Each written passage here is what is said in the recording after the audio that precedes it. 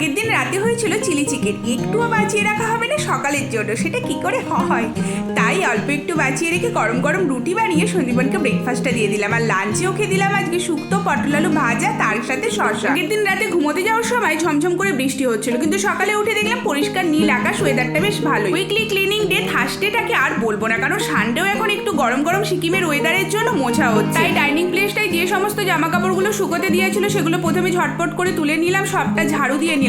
এক সপ্তাহ পর জামা কাপড়গুলো শোকালো। এবার তো বর্ষাকাল আসছে, মানে এবার যে কতদিন শোকাতে সময় লাগবে তার কোনো ঠিক নেই। মুছে নেওয়ার পরে আমি গরম জল হয়ে গেছিল, স্নান করতে চলে গেছিলাম ঠাকুরকে ধূপ দিয়ে। একবারে সন্ধ্যেবেলা তোমাদের সাথে দেখা হচ্ছে। বিকালে ফোন করে সন্দীপন বললো ওর আসতে প্রায় 8টা নাগাদ বাজবে, আর আজকে ভালো কিছু খেতে ইচ্ছা হচ্ছে। তো ভালো কি বানাবো বললো, বাইরে বৃষ্টি হচ্ছে, তাহলে একটুখানি পেঁয়াজি বানাবো। সন্ধ্যের সময় বৃষ্টি হচ্ছিল না, কিন্তু তাও পেঁয়াজি বানালাম। ঝুড়ি ভাজা মুড়ি চা দিয়ে খাওয়ার পরে রাতে সিমুই ও পছন্দ করে বলে সিমুই বানিয়ে রেখেছিলাম, সাথে তরকারি রুটি দিয়ে ডিনার করলাম। টাটা।